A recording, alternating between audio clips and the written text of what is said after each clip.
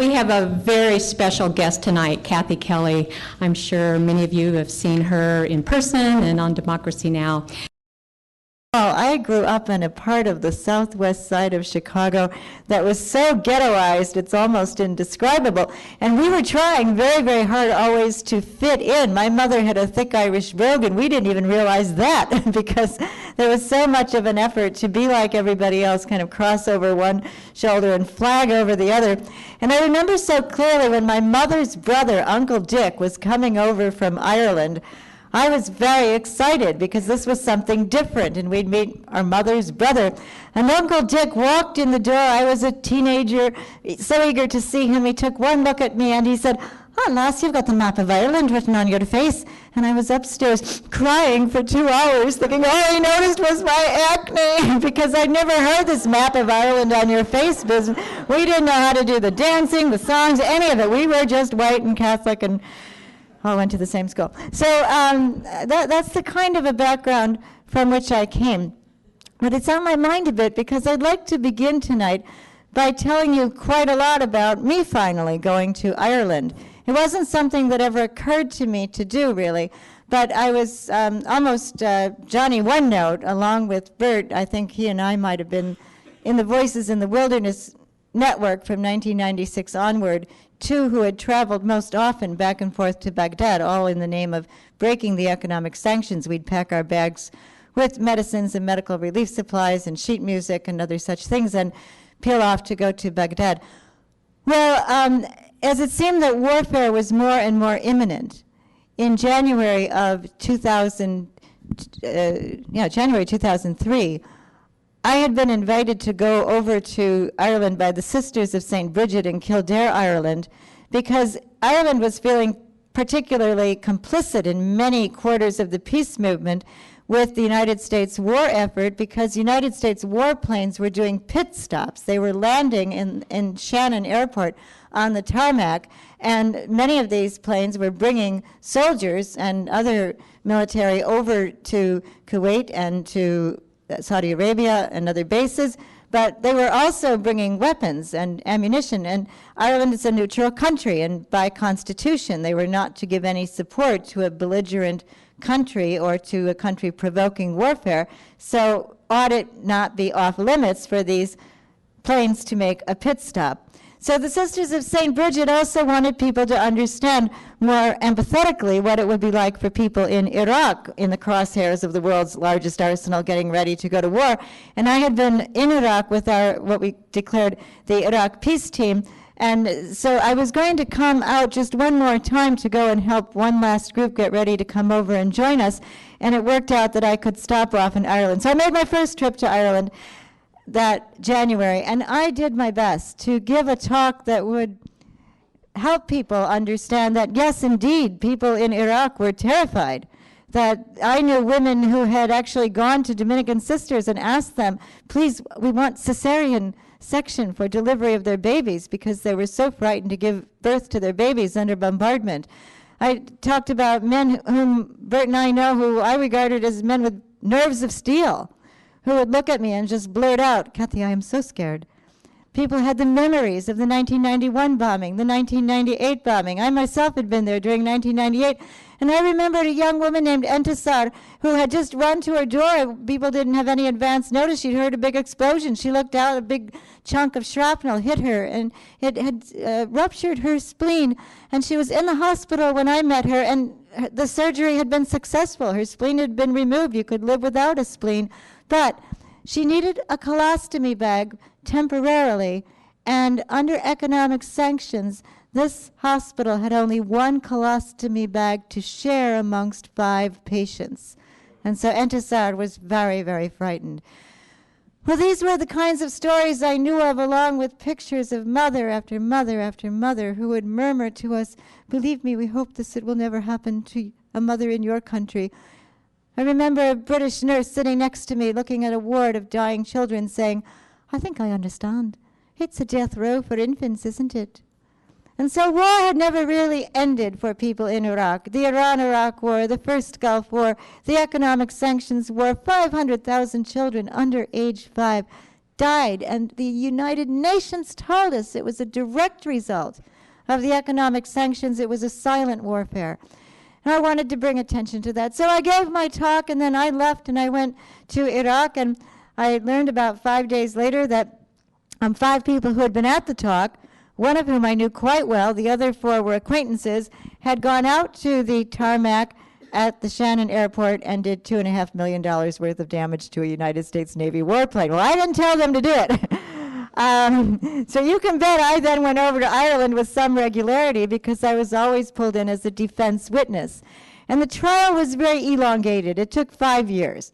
And the first time around, a judge had to recuse himself because he did have an Irish temper. He kind of blew, and so he was asked to get off the case. And then another judge had had dinner with George and Laura Bush on 3 occasions, so he was asked to get off the case. And so this was the 3rd time around. A woman judge, very dramatic inside the courtroom. The judges wear the sheepskin wig, and all of the barristers have the black frocks and the sheepskin wigs. And so I was paying very, very close attention. I was nervous that I might be an albatross around the necks of these 5 defendants because this judge was making it perfect clear that there will be no talk of a faith-based motive for what these defendants had done. She said it was a political act. And the defendants were saying that, in fact, they were totally motivated by something some of you may be familiar with. It comes from the Old Testament. When shall come the day, O Lord, Isaiah chapter 2, when they shall beat their swords into pruning hooks and their spears into plowshares. Nation shall not lift the sword against nation, neither shall they continue to learn the ways of war any longer. So these 5 called themselves the pit stop plowshares. They saw themselves as having done their level best to beat swords into plowshares. They said they were completely motivated by faith, and so it was a bit of a standoff between them and the judge. Well, at the end of all of the testimony, the barristers, as they call lawyers there, can make a final summation, and they can say whatever they want. Now, it happened that these 5 defendants had 3 of the best barristers in all of Ireland, very skillful men. And one of them, even the prosecutor referred to as the last of the great Irish orators. His name was Mr. Nix, and he looked like he was right out of central casting. He had a kind of a portly bearing and a daddy walrus mustache and grizzled gray hair that he kept back in a ponytail and beady eyes and the sheepskin wig. Well, he began his summation by declaring to the judge that the greatest pacifist of all time was Jesus Christ, and the greatest political document ever written was the Sermon on the Mount. And there he was reading the Sermon on the Mount to a Dublin working class jury, and the judge and all of us kind of dropped our jaws and people's pens had stopped in midair. And then he declared that the problem with these 5 is they don't practice their religion a la carte. I'll take a little bit of this, but put a hold on that. They believe what their religion says, to love their enemies and not to kill them. Well, he carried on in this vein, and then he kind of changed tune, and Mr. Nix started to describe a beautiful day in a Dublin park. A day when he had watched children running up the hill chasing ducks, and then the ducks were chasing the children down the hill, and the children were screaming and squealing. And Mr. Nix assured all of us the most universal sound of beauty, and any language must be the sound of children at play. And then his voice thickened, his face darkened. Mr. Nix boomed at us, "They're bombing children in a swimming canal in Lebanon. Children are swimming in a pool of their own blood." I was so fixated on the trial, I honestly wasn't quite sure what he was talking about. I had a vague notion that there was a war going on with the Israeli-Hezbollah war it was referred to. I knew that it was a terrible agony for those over, but I was fixated on what was happening there. So I grabbed a quick go through a Guardian issue and read exactly the place that Mr. Nix was speaking of, a town called Chasmia. And there was a little swimming hole that the children went to with their parents to cool off. They'd jump in, parents would sip a Pepsi on the brink of this swimming hole, and a missile had directly hit the swimming hole. There were little tiny plastic sandals caked with blood and mud distributed around the swimming hole. And one of the fathers was staring into this swimming hole and holding his head in his hands and roaring in his grief, "Hezbollah here? Only children here. My son here." And Of the 11 children, 3 were missing, 7 critically injured. Well, Mr. Nix, in a sense, put all of us on trial.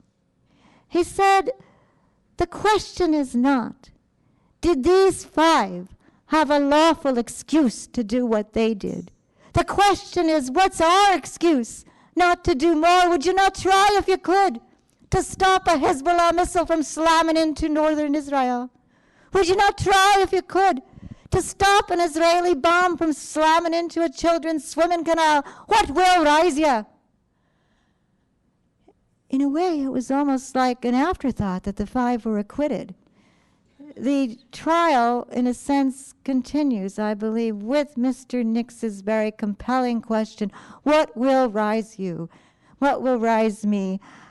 I wasn't surprised to find myself volunteering to go with a group of internationals asked to accompany some very brave Lebanese, I guess you could say Lebanese young urban professionals. They were people who were quite secure as things went in Beirut, even though electricity was scarce and the war had caused a great deal of damage already. They decided that after they'd seen so many refugees coming up from southern Lebanon, that even though they certainly by appearance were not part of Hezbollah, they were going to organize a convoy, fill up the trunks of their cars with needed medicines and food, and put a big number on each car, declare a press event, and then start making their convoys way south of the Litani River into southern Lebanon in an area where the Israelis had declared any moving vehicle is a military target. So they had 59 vehicles and some international accompaniment, but primarily these very sturdy, young, extremely well-organized people. Well, the convoy itself was stopped by the Lebanese military, but then after 4 more days, the bombing ended, a ceasefire was declared, and I had an opportunity to go with 2 young men, both named Mohammed, both 19 or 20 years of age, who had a vehicle that could manage these very, very bumpy and destroyed roads. And we went south of the Litani River. We went to numerous villages. We saw Khasmia, the place where the father had wept over his son. And we had in our pocket a list that Professor Norman Finkelstein had developed of 13 places where he believed massacres had taken place. And it was very awkward, really, to step outside of Muhammad's vehicle and ask somebody, could you please tell us where the massacre was, and then get directions. But we went to the village of Cana. I had perhaps always heard of it as the village of Cana in the New Testament. And there, well, actually, a young teenage boy looked at us very wryly. He said, which one, when we asked him where the massacre had been. Because this was a place where previously Palestinians seeking refuge, 106 people had been killed at a United Nations refugee camp in, I believe, 1996. I'm not certain of that year. So we went there and we were silent, and then we followed the directions, and we actually found ourselves walking right into a commemoration for a place where parents had sent their children into a basement of a sturdy building for overnight safer sleep, and then the children would come out and be with the parents and play with each other in the daytime. And Farah and I separated from the men that were with us, and we were pretty well without a translator at that point, but we joined the women who were in a patio in front of one house, and the men were in white plastic chairs in front of another. And we just sat in silence with the women, and because of others who came and embraced one particular woman, we began to realize she was one of the mothers who'd lost a daughter. And she was wearing a medical hood and a neck brace, and it was clear, her abaya over that movement at all was difficult for her. But then when she started talking to us, it was as though a torrent of words had to pour out. And she spoke a fair amount of English. And she, very painfully wincing, pointed upward. And she was pointing at drone surveillance airplanes that were still crisscrossing the skies over this town. And she said, didn't they see? Didn't they know? My daughter, my Zainab, she ran across the road. They have not this information. And then she asked her son to go and get a stack of newspapers. And I saw a photo that I'd actually seen taped on taxi cabs, even in Beirut. The funeral had been much delayed, but it was a photo of a helmeted relief worker holding up the lifeless body of her daughter, Zainab, and in his own grief, screaming. And then there was another photo that she showed to us of two beautiful 6-year-old children, Zahra and Zainab, cuddled up in each other's arms, and that's how the relief workers found them. They weren't mutilated at all. What killed both of those two little girls was the force of the explosion destroying their internal organs. And then she sent her son to go and get one more picture. And this was a picture of a 6-year-old child with round saucer eyes and tousled curly hair, and one of those very serious expressions where you can only imagine the wide smile. And she tapped the plastic over that picture, and she fixed me with a very definite look and the question, is she the terrorist? And then what sent that young mother into paroxysms of sobbing was the need to tell us just 2 more sentences. She loved to study her English words. My daughter, she loved to practice her English. And that a source of great pain to her now. Bert and I and others in your community who might have ever gone to Iraq before the United States occupation of Iraq would have been very hard-pressed to come back to your audiences here with stories that would answer a question, why do they hate us so much? Primarily, we were kind of wondering, why do they love us so much? This in Iraq after 13 years of economic sanctions. But I learned so much during those brief encounters in the town of Khana, where you could see that it would be asking too much to expect that people who might know that, in fact, in Edina, Minnesota, there's a factory that manufactures cluster bombs, and they were cheering on the factory floor because of the good deals that had been conducted in the spring of 2006. In the spring of 2006, that factory had the flag of Israel flying over the factory buildings because Israel was consuming their cluster bombs. In the last 4 days of the Israeli-Hezbollah war, 1.2 million cluster bombs were dropped just in the last 4 days. While Condoleezza Rice had said, don't stop now, keep the war going, don't sign an agreement. Altogether, 3.5 million cluster bombs. That's so good for business in the United States. The United States has had a direct relationship to so much of the violence and the suffering going on in Iraq. Now, I can tell you that I loved my mother very, very much. She died recently.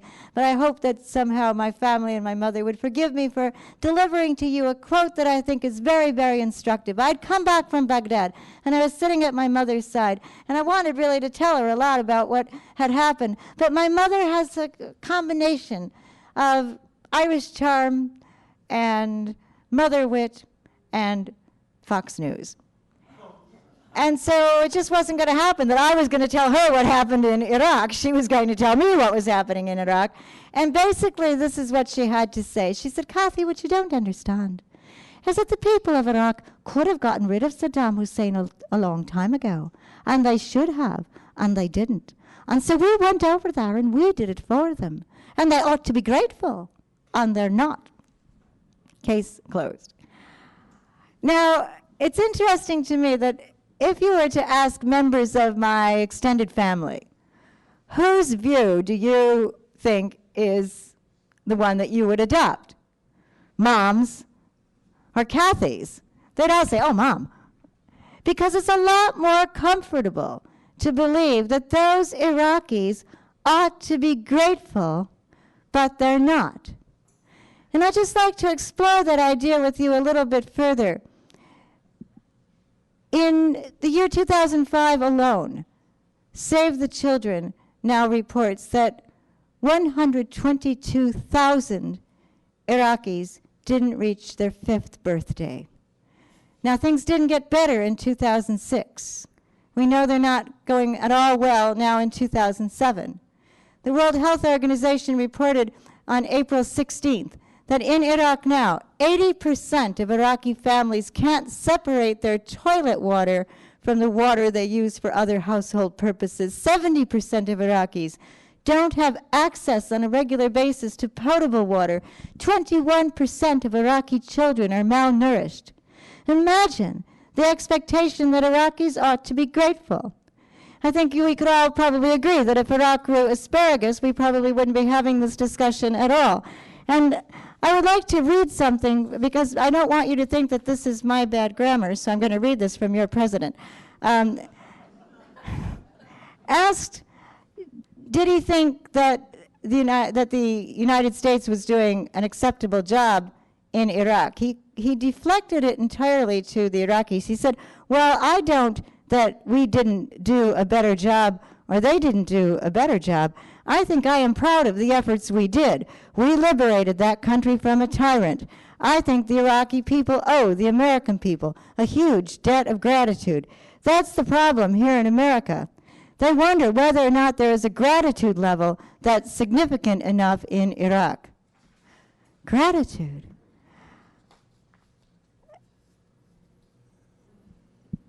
I don't want to sound like sour grapes, but voices in the wilderness, when we declared that we would go over to Iraq bringing medicines and medical relief supplies, within 7 days had a very stiff letter of warning from the United States Treasury Department. Keep this up and you'll risk a 12 years in prison, a $1 million fine, and a $250,000 administrative penalty. Well, I read in the May 2nd issue of the New York Times, buried in the business section, that the United States' second largest oil company, Chevron, is now settling up outside of court for having broken the economic sanctions against Iraq to the tune of $20 million worth of surcharges that they paid under the table to Saddam Hussein's government. Now, I don't mind saying I'm glad. I'm glad that all of those big oil companies paid surcharges and smuggled oil, because I don't know how anybody could run a country on what the oil for food deal was allowing. It was something like $1.25 per year per person. Bert, is that more than it was? 52 cents per day per person in all of Iraq. That's what the oil for food was allowing for maintenance of every aspect of the country. So it is interesting to me, though, that Condoleezza Rice was on the board of directors for Chevron in August of 2000, when Chevron began the policy of paying these surcharges illegally under the table, and Condoleezza Rice, as a member of that board of directors, was in charge of the public policy committee, to which was entrusted, yay or nay, on issues of how you would conduct international trade. I don't think we should hold President George Bush responsible. He has shown us again and again, and recklessly, that he is an irresponsible leader. I do believe we should and we must hold responsible the elected senators and representatives in the House of Representatives. They can know, they can educate, they can act. They have not in any measure adequate to the suffering that we've caused in Iraq and to the antagonism that has been broadening and growing all throughout the world to the United States. They have dropped the ball on education repeatedly, but I believe we should hold them accountable. They could pull the purse strings tight and not fund any more warfare in Iraq. They could educate this public about what it means when the president tries to bully them and say, well, you mean you don't support the people of Iraq? That's nonsense. The $145 billion spending bill, which is now before them for supplemental spending. They've already voted on the $100 billion supplemental spending bill. President Bush had a new one in the pipeline. When they come home to you during their August recess, it's just imperative that they know, that we know, that that $145 billion spending bill has in it $39 billion worth of items and equipment, Strykers, souped-up Abrams, Humvees, armored personnel carriers, ammunition, just billions worth of ammunition that won't even arrive in Iraq until the end of 2009 or 2010. So how can they dare say that they are anti-war while they're paying for the equipment and the ammunition that would keep troops in Iraq as long as 2009, 2010?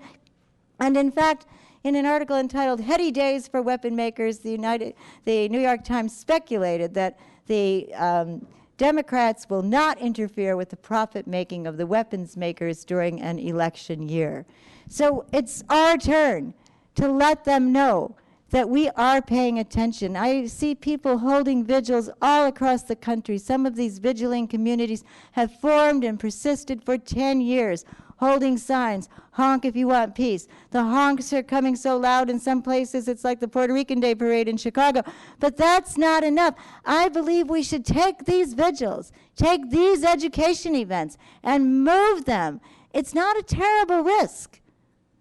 Move them inside the offices of the elected representatives. Congress shall make no law to abridge the right of people to assemble peaceably for the redress of grievance. That's our Constitution. We have a grievance. If we want to translate the 70% of the U.S. public that has expressed their derision for this war, their denunciation of this war into political activity, we have to set the example of taking ourselves and our communities regularly inside these offices. What to do upon arrival? Bring the files. Bring the files of the names of the people from the United States who have died and the people from Iraq who have died. Open up that file, sit down, occupy the office, and remember those names. Ahmed Mustafa, 3 years old, we remember you. Sergeant First Class Ryan Clancy, 35 years old, we remember you. Ali Majid, 12 years old, we will not forget you. Major Garrity, 27 years old, we remember you.